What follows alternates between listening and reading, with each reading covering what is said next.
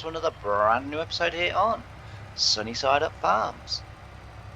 So as you can see, we're in the lorry this morning. We've got a great demand coming for our eggs, which is very lucky. So we need to get them sold first thing. I was out in the field, but because I am the only way to sell our eggs at the moment, I've had to abandon the field and jump in the lorry, which was obviously down where we're doing all the digging. Now you might notice the money in the top right hand corner, which is looking rather plentiful at the moment. So we've managed to finally sell all of our stone, and we got £150 per 1,000 litres, and I can't actually remember how you load. There we go. Yeah, we got £150 per 1,000 litres for the stone that we had, and we had quite a lot, as you can appreciate, off the area that we're digging. So it was in storage down at the train station, and then when the price was acceptable, which it did do, it came up to 155, I think, if I remember correctly. I think it was 155, and we've now sold that. So that was sold overnight. The train was busy collecting our stone, just backwards and forwards, selling it to wherever it sold it to, so that's pretty good. And as I say, it has given us a heck of a lot of money. There was no way I was expecting the stone to bring in that much, but we did have a lot of it. You know, as I say, I was kind of hoping that the diggers were going to give us, or the excavators were going to give us soil, because soil is worth next to nothing, but it gives us stone. And you know, so yeah, it's sort of, there wasn't too much I could do about that. So it meant that I had to sell it, and I don't know why, but whenever I fill up this trailer with eggs, it always makes my game shudder. I don't know why it does that. I don't know whether it's a problem with the auto load mod or what, but it does it on every map, on every game, and that's what makes me think it's the auto load mod and not actually my computer or you know, sort of anything else sort of thing. I don't know, but I apologise if that's a little bit jittery. It's not too bad on my end, but I don't know how Google's gonna Google poor old Google. I don't know how YouTube's gonna render that and how bad that's gonna look. I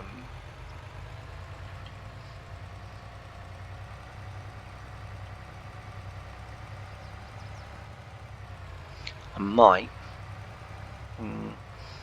it might free once I get away from, no, it's the I think it is the mod. Forgive me, let me know in the comments if that's really bad for you guys as you're watching this, because it's not too bad for me. I mean, I can notice it, but it's not like making me feel queasy or anything like that. It's not hurting my eyes or anything, but I can see that it is just a little bit jittery. But if it's really bad for you guys watching, just let me know in the comments, and then I won't record this when I'm you know, taking eggs. I don't know why as well. For large parts, when sort of you get, it's not doing it now, but you get to certain parts of the map and it looks like the road's completely been deleted, and then suddenly it all comes back. It's a bit like Farming Sim 25's sort of grass and hay rows and straw rows. It's kind of like, oh, where did they go? And then, oh, there they are. It's like, you know, it's kind of, you know, what on earth happened there? But anyway, we'll get these sold, and then so according to the great demand, that we've got, we should get around about 711,000, and not just for this trailer full, but we need to go back and fill the rest. It's the first it's the first time I've ever filled this lorry actually with eggs. So yeah, we need to go back, but according to the Great Demand page that I got, so I get alerted now when I'll open that and then I can see where we need to empty to. The total amount of eggs that we had was worth 711,000, so that's pretty good. That's pretty good, because that's going to obviously give us about 1.7, 1.8 million, which we were not going to have for that long. You know, as soon as we start buying land, you know, we're going to need a bit more equipment, you know, to come onto the farm. We need to buy the pigs. We need to buy, you know, sort of equipment for that. Yeah, it's not going to last long. That's the one thing about when you're doing sort of a start from scratch kind of thing is that people go, oh, what, £1 million already? And it's like, yeah, that's like not going to last me above like 20 minutes. I mean, I want to, you know, obviously want to buy more land. You know, we sort of need more land because at the moment we've only got really the land required to grow the wheat for the chickens. And excuse me, and so therefore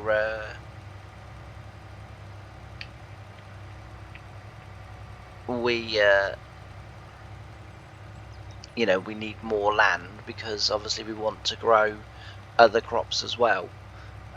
So yeah, it's not going to last too long, and it's the same every time that we get, you know, sort of good money coming. I mean, like, you know, the money that we're going to get from the stones, obviously, you know, which is sort of the majority of the money that we've got now. You know, that's pretty much going to go on pigs. You know, so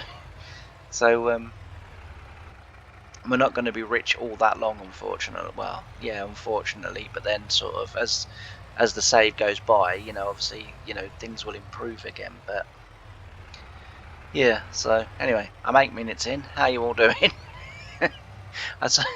I have been getting really good at remembering to ask how everyone is before, you know, I kind of get into the video, but today I sort of had 1,000,001 things on my mind, and I forgot. So hope you're all having a good day. Started recording today a little bit earlier today because got some things. I'm hopefully going racing today. I say hopefully because I've again not been all that well overnight, so I don't know what's going on. Sort of, I think it was it last week or the week before, I kind of sort of thought I had a little bit of sort of food poisoning or something, or I'd picked up a bug or something, but I'm not so sure now because, as I say, it happened again yes, last night. So we'll see how we go. We will see how we go, but if not today, then I should be going racing tomorrow because it's at my local track tomorrow, so we'll definitely be going tomorrow. Alright, we'll get these sold and then we can get back in the field. We was busy preparing our sugar beet land and getting that ready. So I hope you all enjoyed kind of yesterday's episode of us. It was a chatty video, you know, a chatty episode. I don't do many on Sunny Side Up. I tend to do them on sort of 1950s, but in the very beginning of Sunny Side Up, I did used to do one chatty video a week, and because this save is based very loosely on the machinery that I first learnt to sort of farm on, if you like, you know, the first farm, apart from the John Deere crawler, but the rest of the machinery is you know, pretty much what they had. The combine's a little bit different as well, but the combine that we've got is the combine they had when I was a little kid. So it's still sort of kind of relevant to the farm and to the save, because, as I say, that's where the road disappears, look, and then suddenly it comes up. But yeah, so as I say, it's kind of relevant because it is a combine that they did have, but by the time I got to the farm, they had a brand new John Deere. Now, I have been lucky enough to find the combine that they had on the farm when I joined. So let me know in the comments. We have got a bit of money, so we can actually afford to do it now. They actually had, no they didn't, I'm joking. That's if I've installed it. I may not have remembered to install. I have. That's the combine that they had when I joined the farm, a W540. So let me know, should we get it in the save, as that was the combine? Originally I went for the sort of older Dominator because that was, you know, what they had on the farm when I was a kid, and that was what I grew up with, and that was the first ever combine I'd ever had a ride on. So my Uncle Dick used to drive that one, or Uncle Richard, I guess, I suppose I should say. He honestly, in today's modern world, that offends far too many people, so his name was Uncle Richard. It wasn't, it was Uncle Dick. But anyway, you know, for whatever reason, you know, Richard was shortened to Dick. You know, my dad's name was John, but everyone called him Will. It's just like, I mean, at least mine does make vague sense. You know, my name is James, and everyone calls me Jim. You know, so it kind of sort of correlates and makes a bit of sense. But why on earth, you know, someone that's called John gets called Will, I have no idea. But yeah, there we go. Alright, so we'll get these sold, and then we will. Oh, there we go. We'll get these sold, and then if it's going to sell, come on. And then we'll get on with our field work.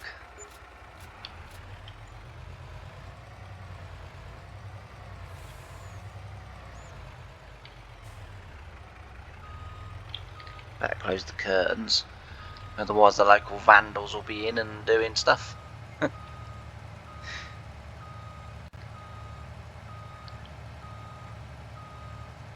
Alright, there we go. Beautiful job.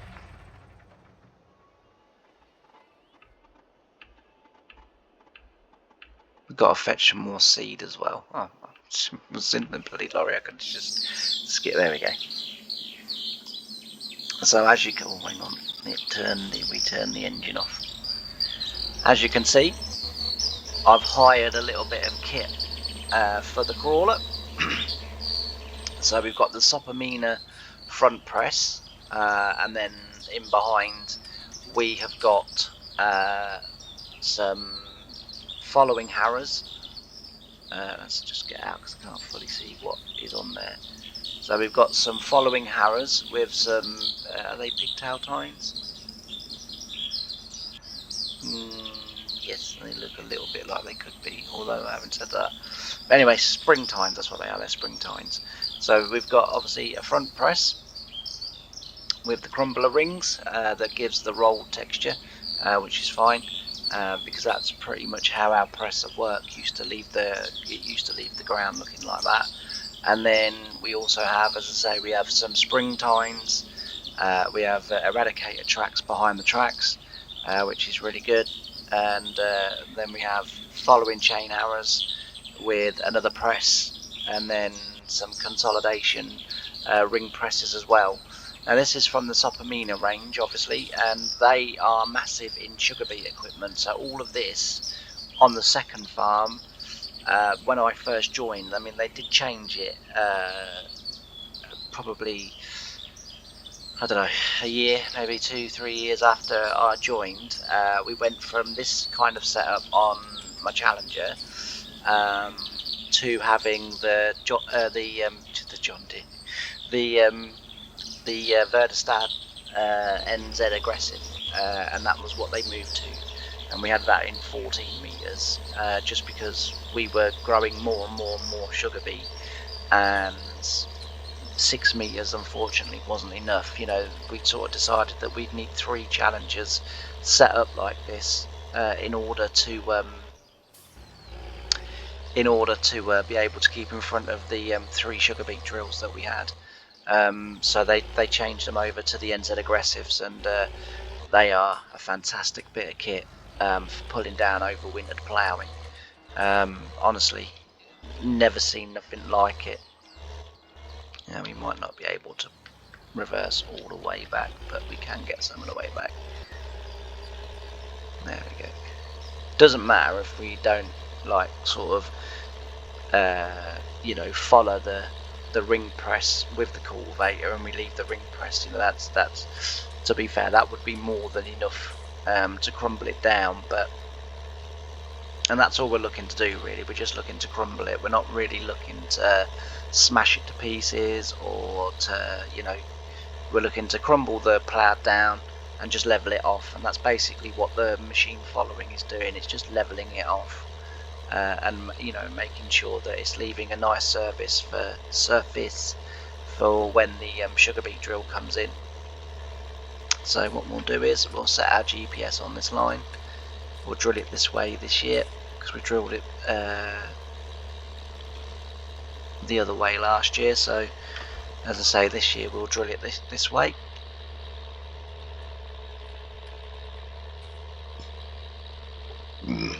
Pardon me. I do apologise for that. I couldn't stop it.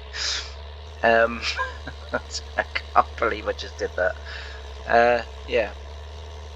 So when one year when I was ploughing, so ploughing ahead of the drill, so we had a 6 meter Kuhn power harrow. No, we didn't. We had a 6 meter Horsch power harrow combo drill, and we decided that we were gonna. We had some sort of. They were smaller fields. They were smaller fields, but they were still big fields. I mean, you know, on the farm, if you had, you know, a 50, 60, 70 acre field, that was, you know, that was a big field to most farms in this country, but to us, that was a small field.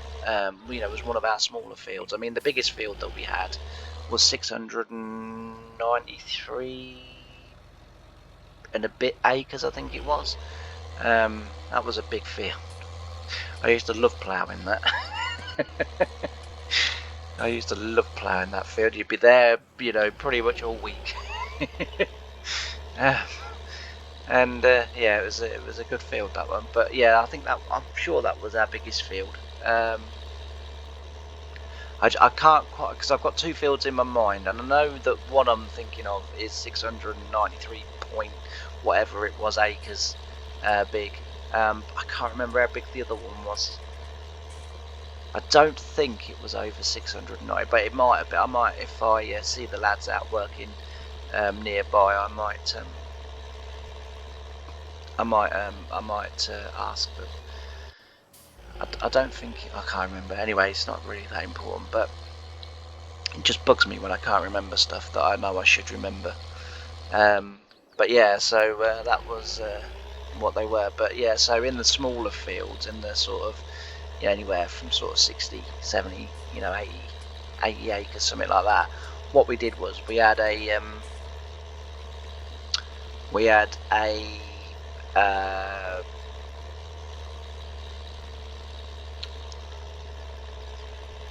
I can't remember how many furrows it was. I think it was 8. He had an 8 furrow, I'm sure it was an 8 furrow, Dowdeswell, mounted offset plough, and on the front of the Challenger we had a like a front, I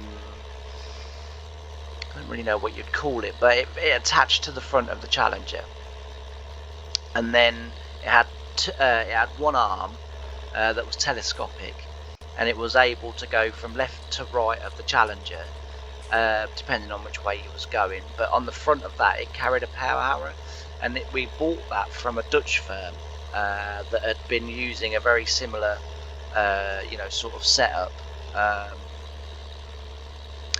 and we went over to Holland and had a look at them sort of using it and what have you, and they were saying, like, when it's sort of kind of wet and you don't want too many tractors in a field paddling, and you don't want, sort of this, that, and it was a great system because obviously I had the power harrow on the front, so I was ploughing it and I was power harrowing it, and then they were power harrowing and drilling behind me. So I was like my tractor was doing the work of two tractors. When you work on a sort of the large farmers, obviously we were, and a lot of them are out veg harvesting. They could have been carrot harvesting, Brussels, leeks, potatoes could still be coming up, so when the workforce is kind of spread thin, suddenly if you can get a tractor that's now capable of doing sort of two tractors work but on one tractor, obviously it becomes an option that you want to look at and sort of kind of take a bit serious, because the aim of the game is to get the job done, efficiently and quick and efficient, and so we only had it for one season. We tried it, and I can't remember why they didn't go for it.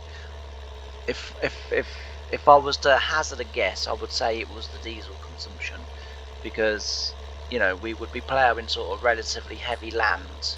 So if I had the offset ploughs on, mounted ploughs on, usually meant it was quite heavy land, and so whether it was just a case of pulling the plough, an 8 for a plough, and a power harrow on the front, whether it was, I can't remember whether it might have been diesel related or whether it was just a system they decided not to go for. I mean, that's more than possible too. It just might be because we tried a lot of things every year. They were always trying something to gain that little edge to get, basically you were trying to get in front of the weather. That's what, you were, sort of trying to get in front of. You were trying to get ahead of the weather, and anything that could give you that little bit of edge, that little bit of advantage, they were trying it. Fair play. I mean, of course you're going to try, different things, to try and as I say, get that edge, get that advantage, and just make sure you can get the work done. I mean, as I say, when I sort of first joined, you would probably get a good couple of 3 months of sort of decently long periods of dry weather to get everything done. By the time I'd left, I mean, that was shortening, and it's only, I mean, this is the first spring in what, 3 years, that by April, I think most farms now are fully spring worked up. Definitely the last 2 springs, we didn't start till May. Sort of mid to late April, early May. And it was just too wet, and so that's why they were always looking for an edge, because as I say, the weather windows were getting shorter, and as I say, the acres was going up, and that's not quite going to reach that, is it? Never mind. Alright, we'll do one more time around the outside, and then we will obviously be in the middle of the field. So what I'm going to do is I'm going to crack on with a little bit of time lapse and try and get this done, and then when we come back from the time lapse, I'll have the drill on, and we will put our sugar beet in, and in this episode we will get this drilled. So I'll see you in a bit.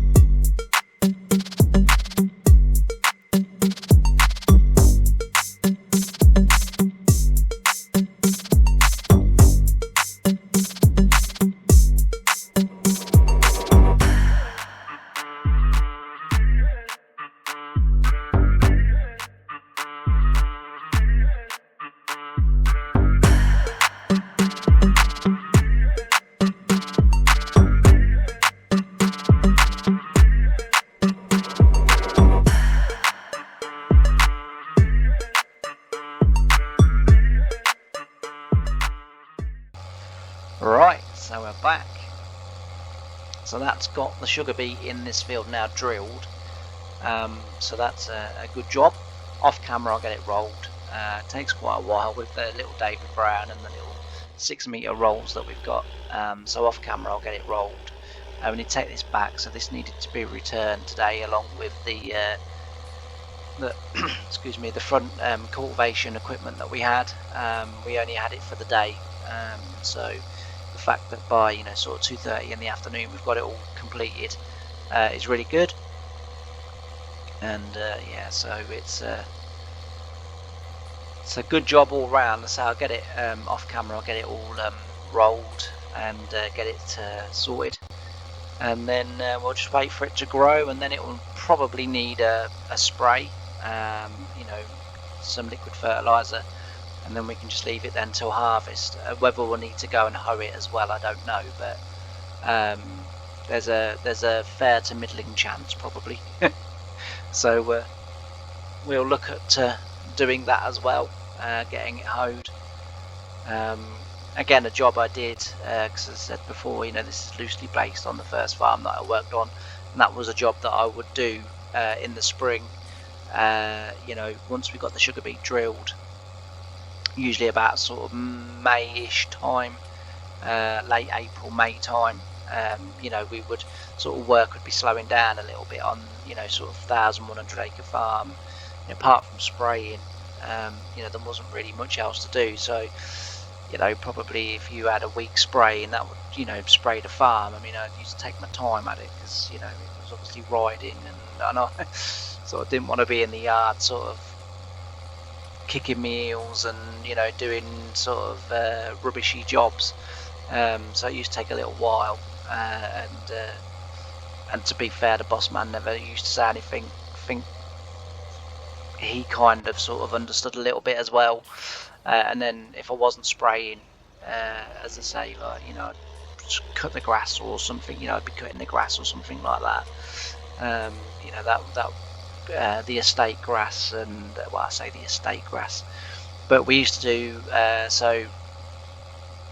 the house where the big boss lived. He had about 2-3 acres of lawn to cut. So I'd do that, but I had to do that with his mower, his ride-on mower that was set up with rolls and everything, so that it striped the lawn, and he wanted the lawn striped perfectly. And as I say, that was a job that John had originally, but the thing with John was he couldn't always drive a tractor in a straight line, so sometimes you'd get very sort of wibbly wobbly stripes down the lawn, which I thought looked quite good, and I also thought it looked quite unique. If I can dig out a picture of them, I will, and then I'll show you what they look like. But I thought they were quite nice, but when it sort of came to sort of fruition that actually I could drive a tractor in a relatively, not perfect all the time, no one is, and I certainly wouldn't lie and pretend that I was, because I wasn't, but 9 times out of 10 I could sort of drive it straight. I used to say, the key to driving straight is that very first breed that you do through the field, that very first breed along the side of the dike, or in terms of the grass, the lawn sort of state, the first breed along the hedge or along the edge of the drive or whatever. But that first breed was important, that you got that absolutely dead straight. Once you got that one straight, you shouldn't go wrong then, because you literally just follow it, and just mark on the machine where where it meets, and just keep going up and down to that mark, and you should be fine. That's better for me to show you that than tell you that, because that probably didn't make a great deal of sense. But so in this tractor, I don't know whether I'll be able to do it, but as you're going up and down, say if we had a 4-meter power on the back here, or a 4-meter grass cutter, so it might be that the 4 meters as you're going this way now, the breed that you've done before, say it's on the right hand side as we're looking, well, the edge, the right corner of the mudguard might be running down the edge of, that's how it would look to you, even though it wouldn't be. It would be a bit further in, you know, but it would look from the cab like it was running down the edge. So you just keep the corner of that mudguard running down the edge of what you've done, or it might be that, you know, if you had a sort of 4.5, 5 meter, it might be the bonnet that looks like it's running down the edge, or, you know, but you just find something that looks like it's running down the edge, and then if you then sort of do a bit and then look behind you, you'll find that invariably, I mean, it wasn't very often that it didn't work out like that. The machine would be running sort of literally right on the, you know, the last breed, so you weren't overlapping by very much, but you shouldn't be missing it either. So that was how I sort of taught myself to do it, and as I say, I sort of never really had any issues. But yeah, we need a bigger yard. We need a bigger yard. We're getting too much equipment. Like I say, in the comments, let me know what you think about that combine. If I don't get any comments, you know, sort of either way, then I probably will change it for that combine. Because it's been nice using that combine, but as I say, now that I have actually got the combine that was actually on the farm when I worked there. So this was on the farm when I worked there. We didn't have the John Deere. We didn't have the Ford. But I bought that because the David Brown won't pull the mower. Yeah, so we didn't have a Claas round baler. So that's another thing that we didn't have on the farm. But we used to borrow one from a local contractor, so we would borrow it, and that was a Claas baler. The rower wasn't this brand. It was a single rotor. I think it was a Lely that we had, single rotor Lely that we had, and then we had the big case. We had the very similar to that cultivator. I think it was an Opico. I think. Pretty certain it was an Opico, because I'm fairly certain they bought it with the 6 meter saw saver that we had. So we had a 6 meter saw saver as well, but I can't find one for the game, so I you know, obviously can't have that because I can't find one. But yeah, and the David Browns obviously we had, although they're not here, or they might be. There's one there. I don't know where. Oh, the other one's at the yard that we're digging. So yeah, and then obviously we've got our bale store here, which will become fuller and fuller and fuller the more and more animals that we get. Yeah, so as I say, this yard could do with an extension really, and a bit of an alter around, which I might do, I might not, I don't know. Sometimes you're better off just, I mean, not far down the road from here is 2 really nicely set out farms. And I mean, you know, there will come a point where, you know, we can look at that, maybe, you know, sort of sell off or rent out this farm, or, you know, have lorries here or something. I don't know, but as I say, we can, you know, sort of, but that's for the future. As I say, at the moment, next big thing that we need to do, get the pigs. Once we get the pigs, we need more land, and so, you know, we'll start reinvesting the money, and as I say, it will quickly disappear again. And then, as I say, as well, we need to get that area built. You know, at the moment, we've got enough for our abattoir. That's not easy to say. That's not that we want to put in. We've got sort of enough for maybe 1 solar panel. You know, so again, you know, that will be using up lots of money, but we'll get quite a bit of stone. So the stone sort of down there is going to help us to pay for the things that we need to pay for down there, and then we can start building our arable and veg business then, which is, you know, what ultimately I want to do. I want to slowly grow this farm up to bigger. I mean, there's no reason why this equipment can't look after this farm down here. You know, the fields are not that huge, but once we start getting into sort of wanting to do far more, we could have this as like a sort of vintage farm, if you like. You know, we could have this as an almost sort of kind of 80s/90s/ very early 2000s farm. You know, so that's what we could do. Anyway, I'm going to leave this episode here. So thanks ever so much for watching. I hope you've enjoyed it. If you have done, please don't forget to hit that like button. And also, if you like, you know, the content that I do, and you like listening to me and my stories and everything else, you know, then why not consider subscribing? It's free to do. Just got to hit that little button, and you know, all is done, and you'll be notified every time I release a video. Anyway, as I say, that's it for this episode. Thanks ever so much for watching. I've really enjoyed having your company, and I can't wait to see you on the next one. Bye for now.